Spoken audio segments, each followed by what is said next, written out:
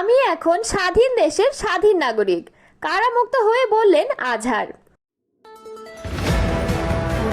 নয়াপল্টনে বিএনপির তারুণ্যের সমাবেশ আজ। আগে সংস্কার, তারপর বিচার, তারপর নির্বাচন। দুনিয়া কিন্তু এভাবে চলে না। শিবির ছাত্র রাজনীতির পরিবেশকে টক্সিক করে তুলেছে মনে করছেন উমামা। কারামুক্ত হয়ে সংবর্ধনা অনুষ্ঠানে এটিএম আজহারুল ইসলাম। এতক্ষণ শুনছিলেন সংবাদ শিরোনাম, এবারে বিস্তারিত। মুক্তিযুদ্ধকালীন মানবতা বিরোধী অপরাধের মামলায় খালাস পাওয়ার পর কারামুক্ত হয়ে দীর্ঘ প্রায় 14 বছর জনসম্মুখে এলেন জামায়াত ইসলামের সহকারী secretary general ATM Azharul Islam. এ সময় তিনি দলের নেতাকর্মীদের উদ্দেশ্যে আবেগঘন বক্তব্য রাখেন। তিনি বলেন, আমি এখন মুক্ত, আমি এখন স্বাধীন, আমি এখন স্বাধীন দেশের একজন স্বাধীন নাগরিক। বুধবার 28 মে সকাল 9:30টায় তিনি বাংলাদেশ মেডিকেল বিশ্ববিদ্যালয় থেকে বের হন। হাসপাতাল গেটেই তাকে অভ্যর্থনা জানান দলীয় নেতাকর্মীরা। এরপর শাহবাগ মোড়ে আয়োজিত এক জনসভায় যোগ দিয়ে তিনি আবেগঘন বক্তব্য দেন। সমাবেশের মঞ্চে দাঁড়িয়ে কান্নাজড়িত কণ্ঠে এটিএম আজহারুল ইসলাম বলেন, প্রায় 14 বছর পর আমি আজ ছাড়া পেলাম। আমি এখন মুক্ত, আমি এখন স্বাধীন, আলহামদুলিল্লাহ। আমি এখন স্বাধীন দেশের একজন স্বাধীন নাগরিক। আল্লাহ যদি তৌফিক দেন, অবশ্যই বাকি জীবন আপনাদের সাথেই থাকবো ইনশাআল্লাহ। তিনি বলেন, এই মুক্তি শুধু আমার নয়, এটি একটি দীর্ঘ লড়াইয়ের ফল।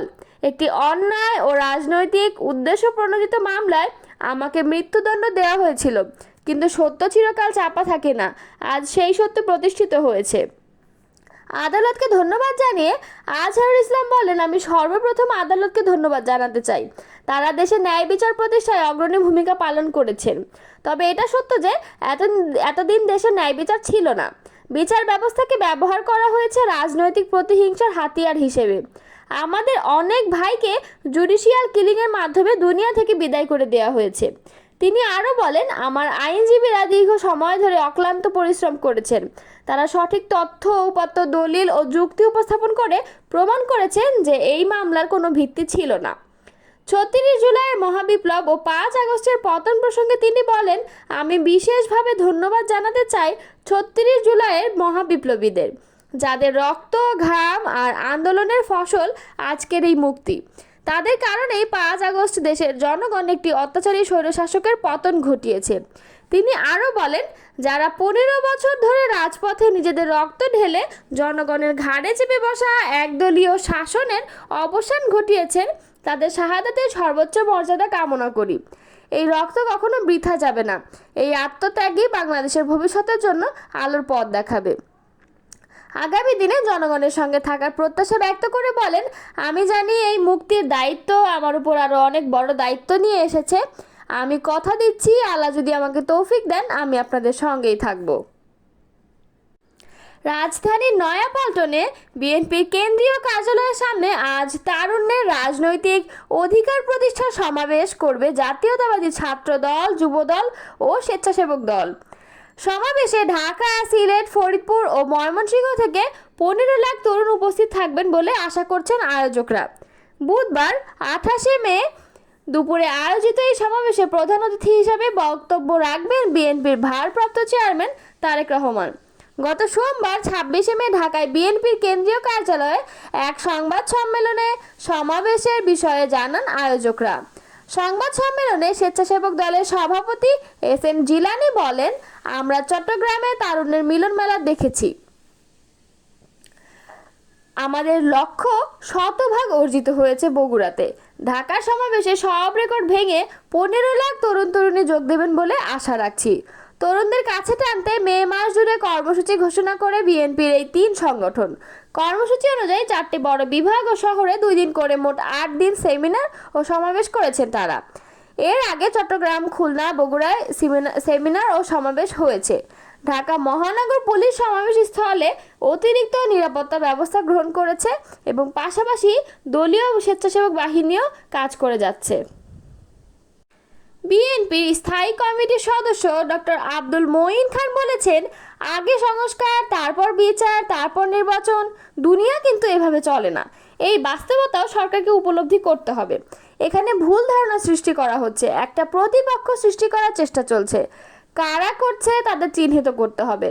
উদ্দেশ্যমূলকভাবে দলগুলোর মধ্যে দ্বন্দ্ব সৃষ্টি করা হচ্ছে। মঙ্গলবার রাজধানীর খামারবাড়ি কৃষিবিদ মিলনায়তনে তারুণ্যের ভাবনা শীর্ষক সেমিনারে প্রধান অতিথির বক্তব্যে তিনি এসব কথা বলেন। আমার ভয় হচ্ছে আমরা আবার নতুন কোনো ট্র্যাপে পড়ে যাচ্ছি কিনা, এমন প্রশ্ন রেখে মঈন খান বলেন, আমরা একটা পরিবর্তন চেয়েছি, কিন্তু সেই পরিবর্তন এমন না হয় যেন আমরা আবার একটা ট্র্যাপের ভেতর পড়ে যাই। আমরা দুনিয়ায় সব সমস্যা সমাধান করতে চাচ্ছি, কিন্তু অন্তর্বর্তী সরকার কোনো পরশ পাথর নয় যে ছুঁয়ে দিলেই সব সমস্যার সমাধান হয়ে যাবে। এটা সহজ নয়। বিএনপি স্থায়ী কমিটির এই সদস্য বলেন, রাজনীতির গতি প্রকৃতি বিচিত্র। প্রত্যেক রাজনীতিকের নৈতিক দায়বদ্ধতা থাকতে হবে। প্রতি 5 বছর পর জনগণের কাছে পরীক্ষা দিতে হয়। আওয়ামী লীগ মুখে গণতন্ত্র বলেছিল আর কাজে করেছিল স্বৈরতন্ত্র। বিগত সময়ে প্রহসনের নির্বাচনের নামে এমপি মন্ত্রী হয়ে সংসদকে নাট্যশালায় পরিণত করেছিল। এভাবে রাজনীতি হয় না, হবে না। তরুণরা নিজেদের অধিকার ও যোগ্যতা দিয়েই দেশ পরিচালনা করবে, এটা জোর করে বা কোটা দিয়ে হবে না। মঈন খান বলেন, জুলাই গণ অভ্যুত্থানে তারুণ্য শক্তি দেখেছিলাম রাজপথে রক্ত ঢেলে দিয়েছিল। আজকে সেই তরুণরা কোথায়, কি করছে? 5 আগস্টের পরবর্তী বাংলাদেশ, আজকের বাংলাদেশ সম্পূর্ণ আলাদা ছিল। সেদিন নতুন বাংলাদেশের যাত্রা শুরু হয়েছিল। আজকের 9 মাস পর সেই যাত্রা থেমে যাবে অথবা উল্টো পথে যাবে, সেটা কিন্তু বাংলাদেশের মানুষ সহ্য করবে না। সুতরাং অস্থিরতা থেকে বের হয়ে আসতে হলে আমাদের সঠিক পথে যেতে হবে এবং সেই দায়িত্ব তরুণদের নিতে হবে। ছাত্র শিবির বাংলাদেশের ছাত্র রাজনীতির পরিবেশকে টক্সিক করে তুলেছে বলে মন্তব্য করেছেন বৈষম্য বিরোধী ছাত্র আন্দোলনের মুখপাত্র উমামা ফাতেমা। মঙ্গলবার 28 ফেব্রুয়ারি রাতে নিজের ভেরিফাইড ফেসবুকে দেওয়া এক পোস্টে তিনি এ মন্তব্য করেন। উমামা ফাতেমা তার ফেসবুকে লিখেছেন, যারা এতদিন ছাত্রলীগের মধ্যে মিশে সার্ভাইভ করার ভঙ্গ ধরে সেই ছাত্র সংগঠন কিনা এখন আরেকজনের ট্যাগ দিতে আসে। গত 15 বছর ছাত্রলীগের হয়ে এদের অনেকে হলে হেডম দেখাতো। ছাত্র শিবির 5 আগস্টের পর বাংলাদেশের ছাত্র রাজনীতির পরিবেশকে টক্সিক করে তুলেছে। এদের সাধারণ ছাত্র ভং ধরে বারংবার ছাত্রদের সাবোটাজ করার কারণে আসলে সাধারণ ছাত্রদের কথা বলার পরিবেশ সংকুচিত হয়েছে। অন্যদিকে ক্যাম্পাসগুলোতে ছাত্র রাজনীতির নতুন ধারা নিয়ে কোনো প্রকার সুস্থ আলাপ তোলা শুরু হয়নি এবং এদের ডিস্টারবেন্সের কারণে। একটা অদ্ভুত বিষয় আমি খেয়াল করেছিলাম, গত 8 মার্চ আসিয়া ধর্ষণের বিচারের দাবিতে সুফিয়া কামাল হল থেকে আমরা মেয়েরা মিছিল বের করে গোটা ক্যাম্পাস প্রদক্ষিণ করি। হলপাড়ায় অনেকক্ষণ দাঁড়িয়ে আমরা স্লোগান দিচ্ছিলাম, কিন্তু কোনো সাধারণ শিক্ষার্থী হলপাড়া থেকে বের হচ্ছিল না। এই হচ্ছে এদের সাধারণ শিক্ষার্থীগিরির নমুনা। পান থেকে চুন কষলে যেখানে এরা মিছিল বের করতে পারে, সেখানে আসিয়ার জন্য এরা মিছিলে যুক্ত হতে পারে না। পলিটিক্যাল এজেন্ডা বাস্তবায়ন করেছে শিবির, জানিয়ে সাবধান করে উমামা ফাতেমা লেখেন, এইসব বাটপাটদের থেকে সাবধান থাকুন। ছাত্রলীগের আমলে লীগের বিরুদ্ধে মিনিমাম সংগ্রাম এরা করেনি, উল্টো অন্য ছাত্রদের উপর নির্যাতনকে হালাল করেছে। আর এখন যাকে তাকে লীগের দোষর ট্যাগ দিয়ে নিজের